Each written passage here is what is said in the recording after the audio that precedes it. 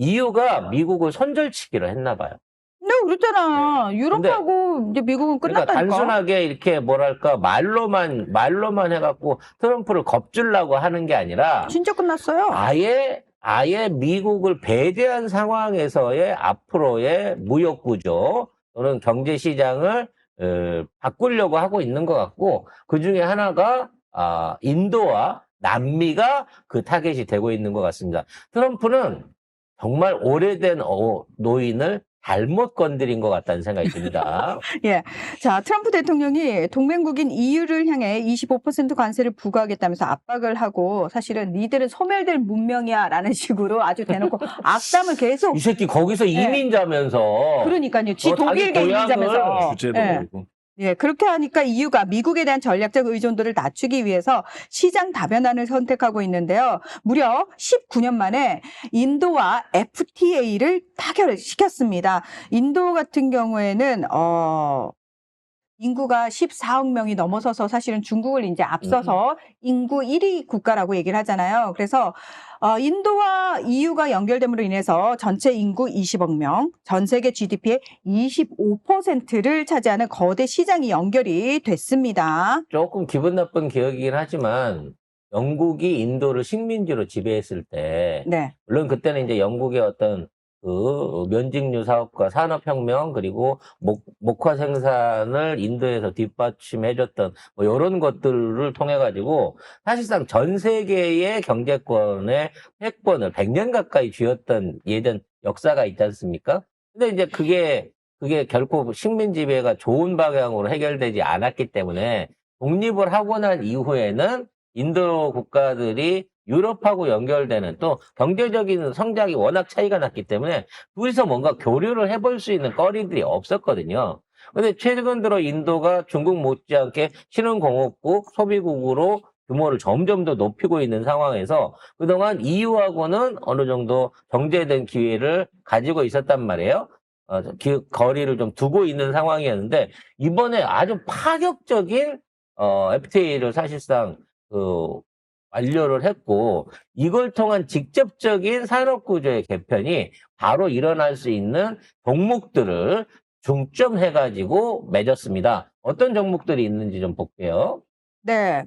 자, 일단 인도는 유럽산 자동차를 관세를 110%에서 10%로 낮췄고요. 110%면 사실 그동안 팔지 말란 얘기잖아. 그쵸. 두 들어오지 배, 마! 두 배니까. 들어오지 말라고! 예. 이걸 열어줬어요. 네, 게다가. 사실 우리나라 현대자동차가 인도에서 지금 점유율 1위를 해느니 마느니 하고 있는 상황인 건데, 이 어떻게 해야 되지, 이거? 네. 와인 같은 경우에는 무려 150%, 유럽 와인 마시지 마 이거에서 20%로 낮춰졌대요. 예.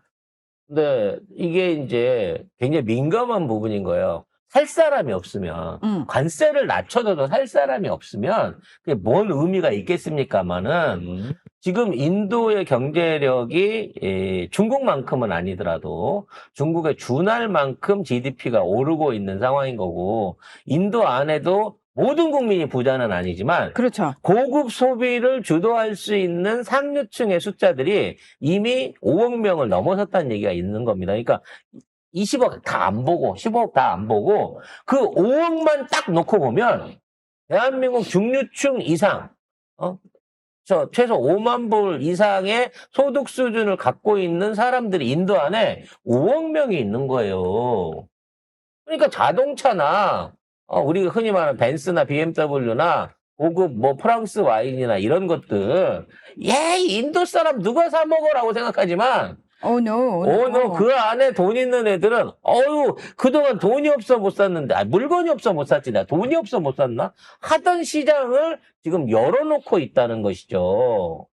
이거를 통해서 앞으로, 지금 인도가 그동안 미국한테 많이 끌려다녔잖아. 오커스니 뭐니 해갖고 해준 것도 없이. 그러니까 미국 입장에서는 사실 인도하고 중국을 떼놓고 사실 그렇죠. 둘이 반목하는 중국 게 견제를 하기 위해서 그 짓을 한 거죠.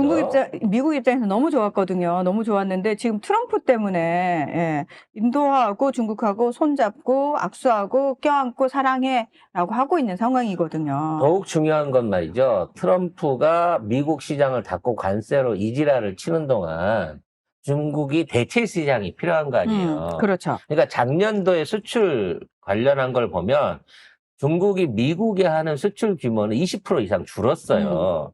근데 중국 수출이 역대 최대치를 또 작년에 기록을 했어요. 네. 심지어 1조 원의 무역 흑자를 냈다고, 1,000조 원의 무역 흑자를 냈다고 그랬잖아요.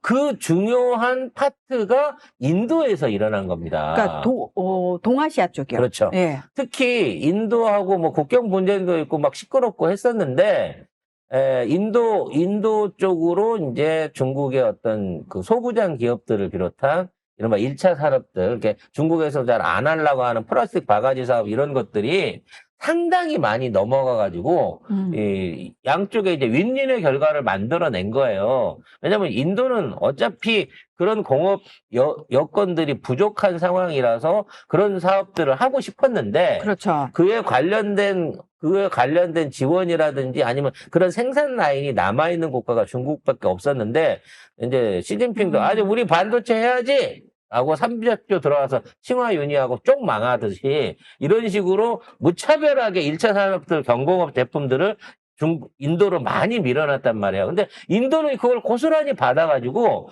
중국이 장악했던 저가 시장들, 아프리카나 동남아에 대한 저가 시장들을 중국한테서 고스란히 건네받은 거예요. 문제는 중국이 이제 우리도 반도체 할 거야 라고 했는데 300조를 처발랐는데 회사가 파산돼 버리는 이런 꼬라지들을 맡고 있어서 중국은 앞으로 남고 뒤로 까지는 형상이 된 겁니다. 즉 지금 역대 최대 수출과 역대 최대 무역 마진 안에는 인도하고 중국의 경협이 만들어낸 결과들이 존재를 한다는 것이죠. 그래서 앞으로도 이런 현상은 더 심화될 수 있고 이제는 중국산이 아니라 인도산이 세계에서 가장 싼 소비재 생산, 수출국이 될 가능성이 높아지고 있다는 것이죠. 이거는 앞으로 미국을 통하지 않고라도, 그러니까 미국 인구 4억밖에 안 되지만, 인도에 미국 사람만큼, 아니지, 미국 부자만큼 사는 사람들이 5억이 있는데, 이 시장이 열리게 된다 그러면, EU 입장에서는 오히려 더 안정적인 수출을 할 수 있는 이 시장이 열린 거나 마찬가지라서, 미국 없어도 수출할 수 있고, 중국 없어도 수입할 수 있다라고 하는 이 대체점을 인도를 통해서 찾아가는 게 아닌가라는 생각이 듭니다. 네, 어쨌든 중국도 사실 인구가 계속 줄고 있거든요. 중국 같은 경우에는 출생률 자체가 이제 1명 미만으로 떨어졌다라고 얘기가 나올 정도로 지금 그래서 다시 나라고 난리예요. 네. 근데 인도는 여전히 1.9명대. 요 정도 수준 유지하고 있어요. 30억 바라보고 있어요. 30억. 그러니까 인도는 사실 계속 인구가 지금 늘고 있어서 국가 차원에서는 좀 고민일 거예요. 제가 봤을 때는. 그래서 일거리를 더 많이 만들어야 됩니다. 그렇죠. 내부에. 왜냐하면 지금 인구 비중이 젊은 애들이 너무 높아요. 점점 더 많아지고 있기 때문에 얘네들은 일자리를 안 주면요. 바로 국가에 대한 불만으로 넘어가는 애들이기 때문에 그렇죠. 새로운 신규의 일자리들을 마련해 줘야 돼요. 근데 옛날처럼 세탁하고 도시락 배달시키고 콜센터 전화 받게끔 하고 이런 걸로는 국가의 체면이 안 서니까 다양한 산업들, 제조업들을 일으킬 수 있는 여건이 된다는 겁니다. 무서운 건 뭐냐면 인도가 지금까지도 90% 이상을 내수 경제로 버티고 있는데 이만큼 성장한 거예요. 그치. 사실은 내수할 것도 없는데 그냥 내부에서. 지네들끼리 보러 알아서 그냥. 샀을 돈도 없지만 그렇지. 이 수준으로는 물건을 내다 팔 수 있는 걸 못 만들어 왔기 때문에 그렇죠. 그냥 지금도 이 누런 화장지 쓰고 저가 제품들 어쩔 수 없으니까 돌려쓰면서 간 건데 중국이 그걸 다 떠넘겨줬어 인도에다가. 그러니까 내수 안에서도 생활의 질이 바뀌겠지만 소비가 바뀌겠지만 이게 확장이 되기 시작하면 중국보다 2배는 싼 인건비로 한 4배는 많은 생산품들을 만들어낼 수 있는 능력이 있다는 거예요 앞으로 인도는. 그래서 앞으로 인도산 나이키, 인도산 속옷, 메이드 인 인도로 엄청난 제품들을 우리는 맞이하게 될 거다라는 부분을 예상을 해볼 수 있습니다. 그래서 인도 입장에서도 윈윈인 거예요. 이거는 유럽에 넣어주는 자동차 시장, 와인 시장 이런 거 열어줘 봐야 반대급부로 열리는 시장의 역할이 큰 거고 그렇게 들어오는 소비품을 통해 가지고 그 안에서 내수 경제가 추가로 활성화가 된다고 하면 지금 굳어져 있는 그 성장의 내수의 정체에 있었던 인도 경제가 가파르게 올라갈 가능성이 높습니다. 그리고 지금 인도는 정치적으로 너무 안정돼 있잖아요. 그렇죠. 세계 지도자들 중에 현재 가장 인기가 높은 사람이 모디고 그 모디가 벌써 10몇 년째지? 12년째인가? 3년임 중이죠. 네. 응. 3년임을 지금 하고 있는데 앞으로도 그 대체자가 안 나올 거기 때문에 정책의 방향성이라든지 안정성 문제 안에서도 인도는 또 한 번의 전성기를 맞게 될 것이다라는 생각이 듭니다. 미국의 그 관세 협박 때문에 이렇게 한 걸로 보이는데 미국이 바로 반발했습니다. 아니, 인도가 러시아산 석유를 수입하는데 유럽이 결과적으로 러시아 전쟁 자금을 대는 셈이다. 이렇게 압박을 했습니다. 아니, 그래도 근데 이게 미국이 제재할 게 없어요. 중요한 건, 아니, 푸틴 편 들어가지고, 우크라이나 압박하는 네가 할 소리는 아니잖아요. 어이가 없네. 그러니까 꼴보기 싫다는 거지. 왜 우리 말을 들어야지 왜 자꾸 딴 데로 귀를 돌려? 이렇게 하는. 아니, 뭔 개소리야. 아까 이래서 신제국주의, 신식민주의란 얘기가 나오는 거예요. 다 전 세계가 다 네 말대로만 움직여야 되냐? 아니, 어이가 없네, 아주 그냥. 하여튼 뭐 오래 못 살 양반이긴 한데 자 이런 와중에 영국 총리하고 미팅을 했다고 합니다.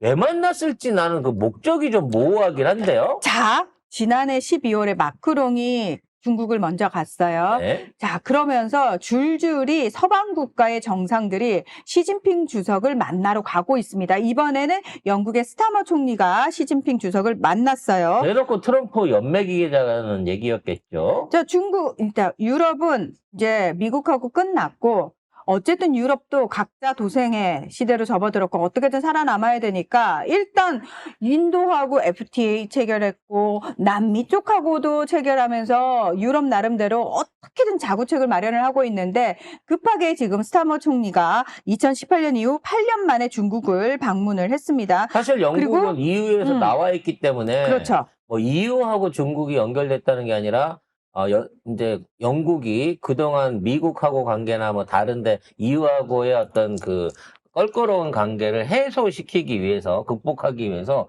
중국이랑 뭔가 중요한 일을 벌이려고 하는 게 아닌가라는 예상은 해볼 수 있습니다. 어떻게 분석을 해야 될까요? 네. 자, 일단 잘 생각을 해보면은 예전에 트럼프 1기 때요. 트럼프가 반화웨이 동맹을 하면서 중국을 압박할 때 그때 가장 미국 옆에 서서 으쌰으쌰 힘을 보탰던 게 영국이거든요. 그때 엄청 껄끄러워졌습니다. 그때 2018년이에요. 자, 지금 스타머 총리가 중국을 날아간 건 뭐냐면은 본격적으로 뭔가 구체적인 걸 해보자는 게 아니고 우리 그때의 영국 아니야. 그때는 우리가 트럼프랑 니들 욕했지만 미안하다. 우리 다시 사이좋게 지내볼래? 라고 지금 실리 중심의 외교를 하기 위해서 간 거라고 보시면 될 것 같고요. 그러면서 영국은 외부를 향해 열려 있다. 그러니까 그리고 경제 사절단은 엄청 데리고 갔거든요. 다시 사업 시작하자. 다시 영국에 들어와라. 라는 식으로 이야기를 하고 있는 겁니다. 저는 이게 결국은 유럽이 미국의 국채나 달러를 팔아치우면서 미국하고의 경제적 연결고리를 끊는다는 말씀은 이미 드렸잖아요. 네. 그럼 끊으면 남은 돈을 어디다 투자할 때가 있어야 될 거 아니야. 그렇죠. 미국만큼에서 지금 어디 8조 달러였나요? 그 천재. 네, 8조 달러 국채, 네. 미국채. 도대체 8조 달러를 반만 손절치해서 4조를 시중에 푼다고 하더라도 그거 판 돈으로 갖고 빨리 돈 될 만한 걸 사야 될 거 아니야. 근데 그 정도를 투자해갖고 투자해줘서 그 투자를 받을 만한 국가가 사실 지구촌에 몇 개 없어요. 우린 줘도 못 받아, 4조 달러 주면. 그렇기 때문에 아마도 우리가 흔히 얘기하는 로스타이드를 비롯한 유택의 금융 자본들이 미국을 손절치고 그 대안으로 중국의 어떤 형태로든지 이 자금들을 투자하거나 밀어넣을 생각을 하고 있을 거라는 겁니다. 그렇습니다. 자, 일단 영국이 선물을 안고 갔어요. 어떤 거냐면 중국이요. 사실 2018년에 6,050평을 약 5천억 원에 매입해서 서유럽 최대 규모의 대사관을 짓는 계획을 영국에 세웠었거든요. 그런데 당시에 안보 우려 때문에 이거를 승인을 안 해줬었단 말이에요. 한번 땅을 사면 내놓질 않거든, 중국 애들은. 네, 자, 여기가 사실 영국 금융중심지 시티 오브 런던에서 굉장히 가깝고 광섬유 케이블이 지나기 때문에 영국 금융체계의 보안 위험이 크다. 뭐 이런 얘기가 그때 막 거기서 막 나왔었단 땅을 말이에요. 파갖고 영화에 나온 것처럼 광섬유를 잘라서 해킹을 해가지고 그 안에 왔다 갔다 한 거래 정보를 다 떠나갈 수 네, 있는 네. 그런 위험이 있다고 본 거네요. 네. 자, 그런데 여기에 대해서, 건립 계획을 조건부로 승인을 해 줬습니다, 영국이. 그래서 이거는 이제 사실상 영국이 중국을 받아들임으로 해서 미국의 뒤통수를 치고 있는 행위인 거고, 트럼프는 이제 슬슬 반성을 해봐야 될 거예요. 처음에 짝노릇 할 때는 좋았는데, 음흠. 한 사람, 두 사람씩 등을 돌리기 시작하니까, 이제 내가 진짜 왕따가 되고 나니까 많이 힘든데, 오히려 지금 나를 왕따 시키고 있는 애들이 나를 어떻게 힘을 모아갖고 때려 부실 것 같은데, 요런 불안감을 좀 가져야 된다는 거거든. 그러니까 본인이 일진 노릇을 하면서 괴롭히다가 이제 본인이 이제 왕따를 당하는 상황이 생긴 거예요. 그리고 왕따가 이렇게 조직적으로, 체계적으로, 빨리 전 세계에 퍼져나갈 줄은 몰랐을 거라는 거지, 트럼프도. 영국 제약회사 아스트라제네카가 2030년까지 중국에 150억 달러 투자 계획도 발표를 했습니다. 그리고 중국은 영국 시민에게 30일 미만 체류 시 무비자 입국 허용을 발표했습니다. 빠르게 중며들고 있는 것 같습니다, 영국이.